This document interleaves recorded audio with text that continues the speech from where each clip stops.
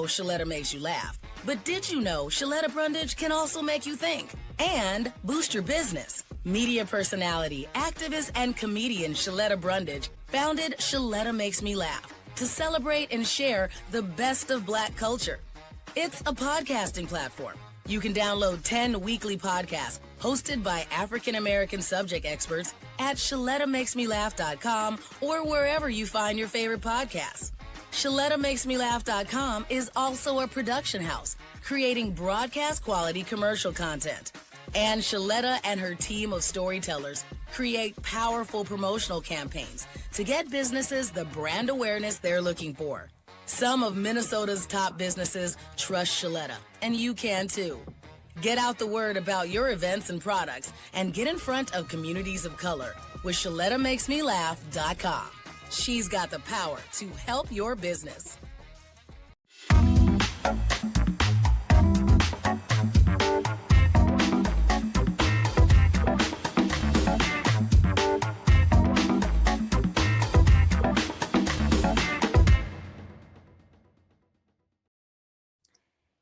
Hey, my lean and lit lovelies, Happy New Year. It's 2026. Hopefully you had a good holiday and you're ready to kick off the new year happily and healthily. Welcome back to the Get Lean and Lit with Lindy podcast. It's a podcast for women over 40 who want to lose fat, get strong, and get healthy without doing anything ridiculous, like surviving on lemon water or pretending rice cakes taste good. This year, we are excited to kick off all the things healthy that we can talk about this year. There's so many different ways we can go. One of the things that I want to focus on, though, is something that's really important and has been impactful for me, and I think it could be helpful for you all. Starting the new year, a lot of the times we make New Year's resolutions, and they don't last long. They tend to last, 30 to 60 days at most, and most people kind of let them fall by the wayside. And I'm here to tell you that I encourage us to focus on something that will have the most impact on our lives, as we see ourselves and as we try to be the healthiest people that we can be. So contrary to popular belief, it's not joining a new gym to kick the new year off. It's not ordering a meal service. It's not learning how to meal prep. Those things are important. Don't get me wrong.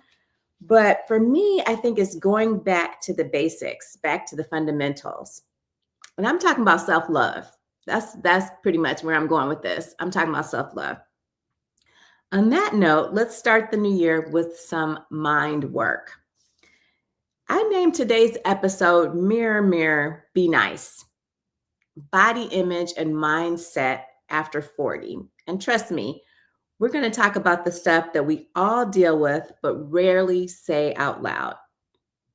I want to be straightforward, no gimmicks, with a little bit of humor sprinkled in, but I want to just impart a message to you that I think is very important, and it's bigger than just joining a new gym for the new year.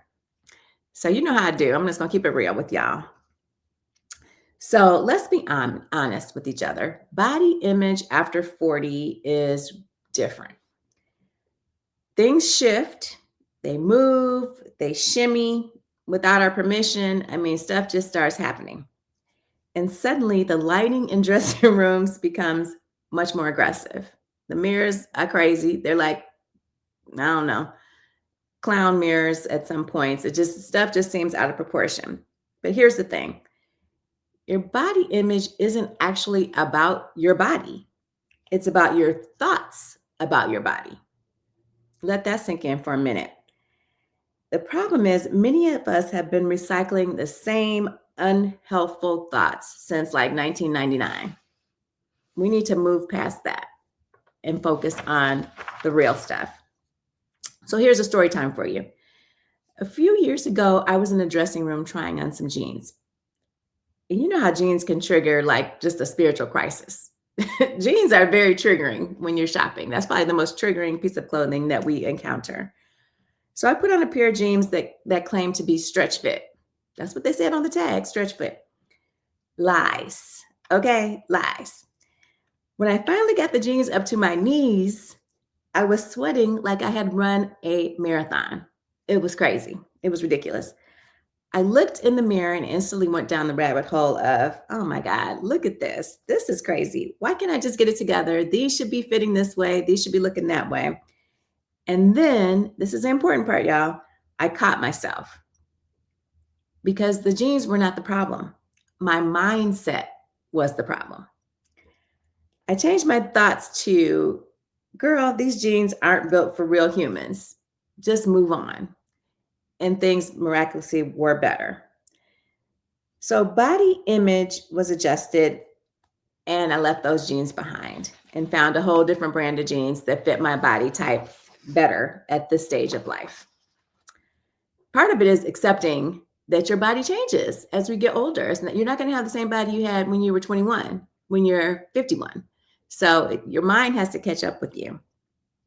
Through experience, I have found that your mindset actually it plays a big role in shaping your health results. When you are cruel to your body, you dislike your body, you don't really take good care of it. You don't value your body. You punish it, you restrict food, you over-exercise, or you may say, forget it and eat like you're just, eating for a family of 5 because you're just not tuned into the loving care that your body requires to be healthy. But when you appreciate your body, even if you're still working on it, even if you're still a work in progress, you make better, healthier choices. You make sustainable choices. Okay. Personally, this is another story for y'all. Personally, I hate the scale. So I like to focus on non-scale victories. The scale be lying, basically. I don't like the scale at all because the scale doesn't necessarily record fat loss unless it's a specialized scale. If it's just a regular old schmegular old scale, it's just going to tell you how much you weigh, and that's fat, muscle, bones, everything. So the best kind of scales are those that record your fat loss. So anyway, I personally don't like scales in general. There was a season when I was doing everything right. I was eating right. I was lifting heavy weights, walking like a woman possessed, and the scale did not budge. I kid you not, it did not move. Old me would have thrown the scale out the second story window, just tossed it. New me said, all right, let me find something else. So I looked at my progress photos and discovered that my waist looked smaller, my arms looked more toned, and this is a really big one. I can run up and down the stairs without feeling winded whatsoever. So I knew I was making progress. That day, I started saying this phrase to everyone. The scale is just one tiny bit of data. Your body is giving you a whole novel. You just have to read it. That's what it is. So your mindset either helps you read the story or keeps you stuck on one sentence. The choice is always yours. I encourage you to look at the big picture and read the whole novel. You know what? I also discovered that sadly, most of us have our own inner mean girl, our own inner bully. She's loud, she's dramatic, and she has a really, really bad attitude. She says stuff to you like you should look younger, or you should weigh less, or your thighs shouldn't touch, stuff like that. So let me say something that's bold and maybe unconventional, but your thighs touching is not a moral failure. It's really just geometry. So wrap your head around that. Oftentimes, we don't silence the inner mean girl in us by yelling at her. That's not the way to do it. We silence her by replacing her with a wiser voice. One that says, thanks for your opinion, but I'm going to take it from here. Does that make sense to everybody? It's not easy. I'm not saying it's an easy thing to do, but it's necessary. It's necessary to form the foundation of our health journey. It's really mindset. Okay, so here's my last little personal story I want to throw at you guys. Last summer, I was at a pool and I was wearing a swimsuit that I thought was secure and was looking cute. You couldn't tell me nothing. Spoiler alert, it was not secure. Swimsuit was not secure. A big gust of wind came blowing through, and Apparently, it was powered by the gods because suddenly one side of my swimsuit dramatically lifted up. Let's just say I had a brief but meaningful moment of nudity. Not super nude, but like a little flash. My first reaction was I was mortification. But the women around me were cracking up. So I started to laugh too, because it really wasn't that deep. In that moment, I really realized that nobody, absolutely nobody, is scrutinizing our bodies the way we personally do. Nobody's taking that much time to look at us over head to toe and scrutinize us. Everyone was too worried about their own swimsuits, worried about their own bodies. And that's really kind of how it is in life. People care more about what's going on with them than they care about what's going on with you.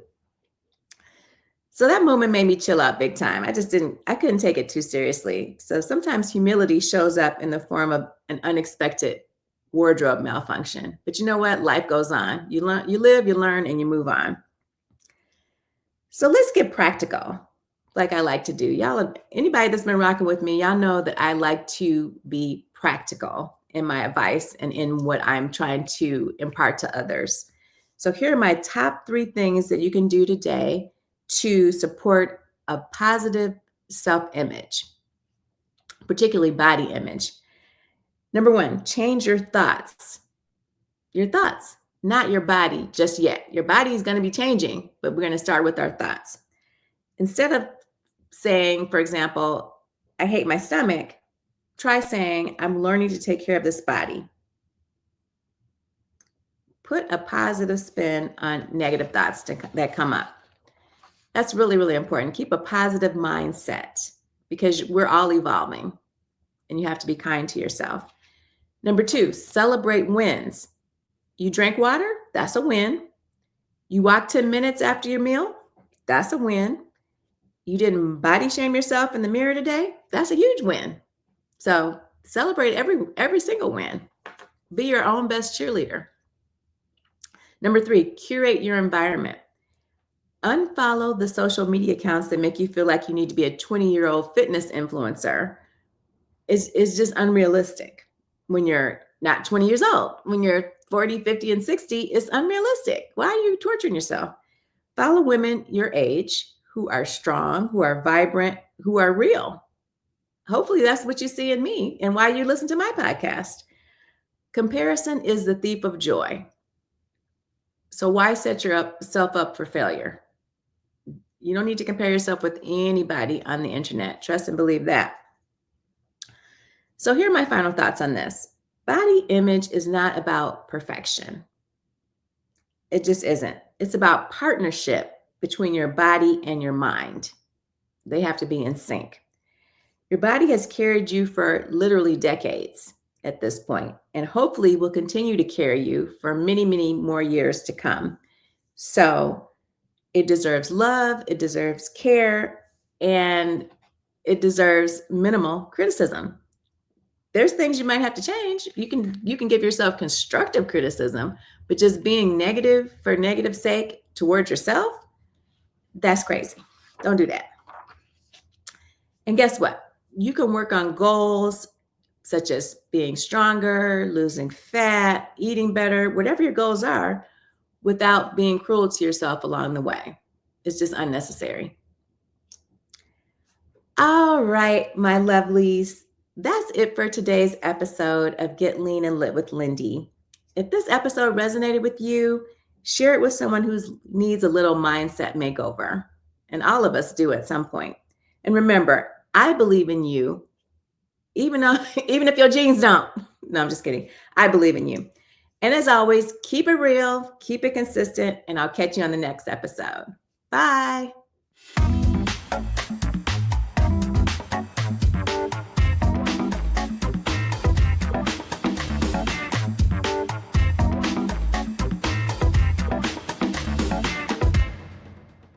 Hey, it's your girl Shaletta. Are you over there running low on your insulin supply and worried how you're going to pay for it? Minnesota's Insulin Safety Net programs got you covered. If you have less than a 7-day supply of insulin, you can get a 30-day refill for just $35 at any Minnesota pharmacy. Go to mninsulin.org today, print out the application, complete the form, and just take it into your pharmacy. Go to mninsulin.org.